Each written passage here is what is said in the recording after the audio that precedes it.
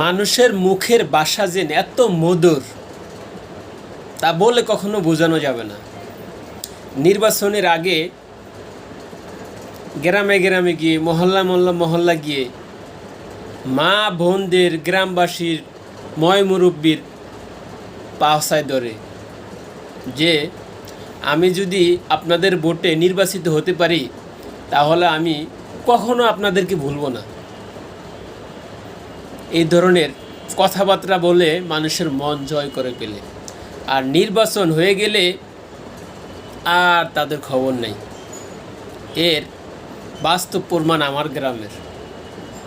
নির্বাচন হয়ে গেছে 12ই ফেব্রুয়ারি নির্বাচন শেষ হওয়ার পরে 13 তারিখ ঢাকায় আসছে যে এখন পর্যন্ত গ্রামবাসীর কাছে যায়নি। এটাই হলো মানুষের মুখের ভালোবাসা এবং অন্তরের বিষ।